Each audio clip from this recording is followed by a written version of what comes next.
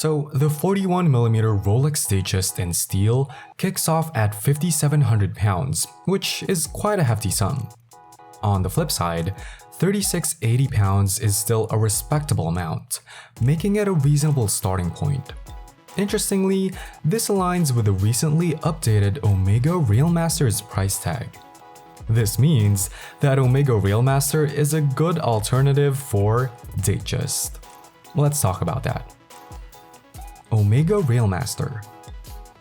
If we want to nitpick, the Railmaster might be around £2,000 more budget-friendly compared to the Datejust, but when it comes to features, it's not lacking much.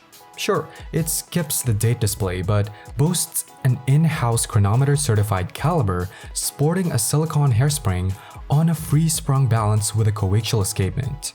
Plus, it's anti-magnetic up to 15,000 Gauss, even though you can't visually confirm it, which is a bit of a letdown. Omega's extensive use of silicon ensures anti-magnetism and is a common feature in its watches. But with the Railmaster, there's a historical touch worth noting. Launched in 1957 alongside the more famous Seamaster 300 and Speedmaster, it originally served as an engineer's watch, using a soft iron case to ward off magnetism, likely in response to Rolex's Milgauss released the year before. It's a testament to the continual advancements in what might seem like a stagnant technology. The modern materials and the mechanical movements, especially the caliber 8806 in the entry-level Railmaster, enhance its durability. Breitling Transocean. You might associate Breitling with those bold, attention-grabbing watches, but don't let that stereotype overshadow a worthy consideration. True, the 43mm Transocean is still on the larger side, but if you're the kind of person who finds the Datejust a bit on the small side, maybe it's worth giving this one a closer look. Similar to the Datejust and Railmaster, the Transocean's design has its roots in the 1950s, the era of transatlantic air travel. While the Navitimer is all about functionality with its busy design, the Transocean steps away from the cockpit and into first-class comfort. Picture it fitting right into quilted leather seats and a setting where duck à l'orange is served. The design echoes the simplicity of the 50s, featuring a crosshair dial against a light cream backdrop. Marked with slender, unobtrusive markers, it's the exact opposite of the Navitimer and the Breitling stereotype. The date-only version is no longer in production, making way for the 4410-pound day-and-date version, both running on ETA movements. Admittedly, this might be a drawback in today's market, but it stays true to the original Transocean that used an ETA 365 to keep track of seconds, minutes, and hours.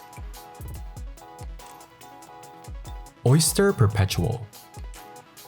If the Datejust doesn't quite hit the mark for you, it doesn't mean you should rule out Rolex altogether. Picture this: snag a different Rolex and save some cash. It's the dream, right? Well, the dream is now reality at £4,350 with a stylish Oyster Perpetual, falling in size between the £5,250 Datejust 36 and the ever-popular 41. The Oyster Perpetual is Rolex's closest thing to a vintage reissue watch. With a comfortable 39mm size, it ditches the glitz of the Datejust's polished center links and offers a great option for those not into the Cyclops magnifying window. Here's the kicker: it's not just black or white.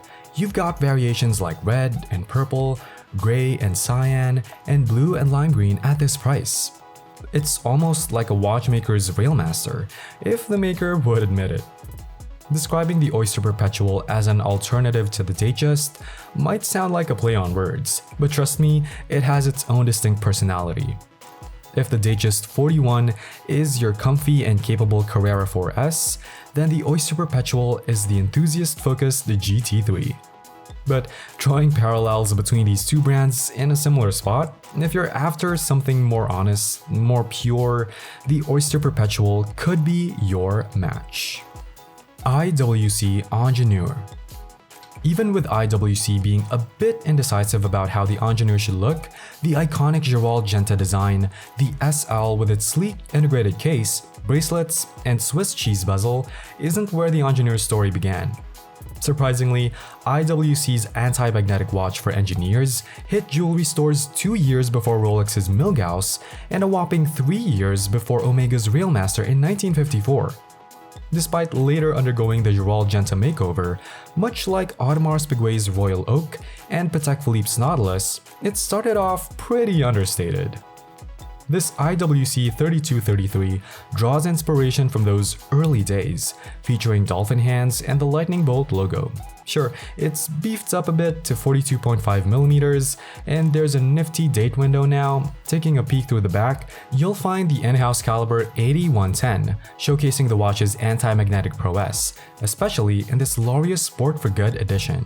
And yes, it's forgivable that it's not entirely anti-magnetic anymore, when you consider how captivating the caliber 8110 is.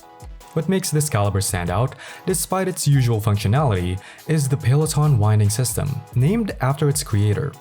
This system rocks a set of levers back and forth using a cam and rollers, efficiently converting even the slightest movement into energy, and it's shock resistant on the heavy rotor weight.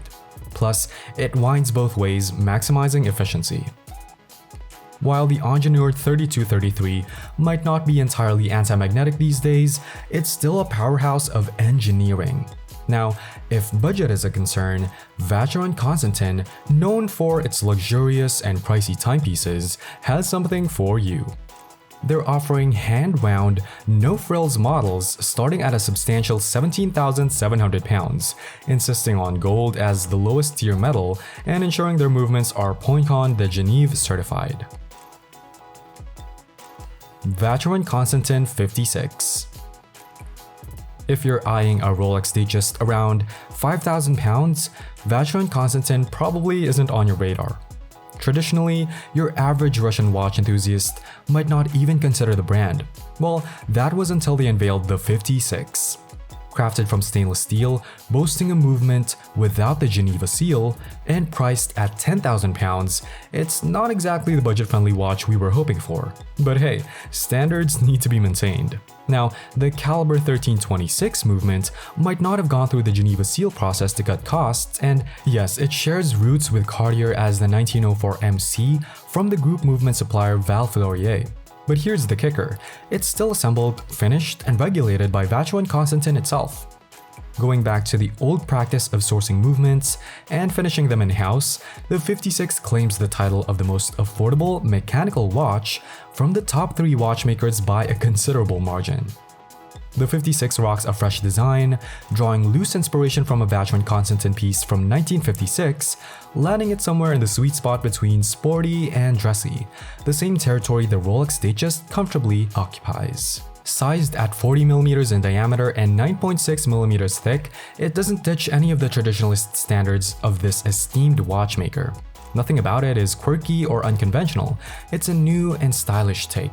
Regardless of your viewpoint, the real showstopper here is the caliber 1326. Where else can you drop £10,000 and get a view like that? Whether you go bigger, smaller, cheaper, or pricier, the Datejust has company in the realm of watches that balance a bit of dressy with a bit of sporty, without going too far in either direction.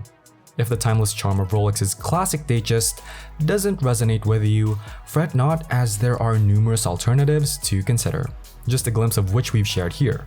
Who knows, you might find that perfect timepiece that not only captures your attention, but also tugs at your heartstrings. So, what's your go-to Datejust alternative? Is there a watch out there that you think surpasses it?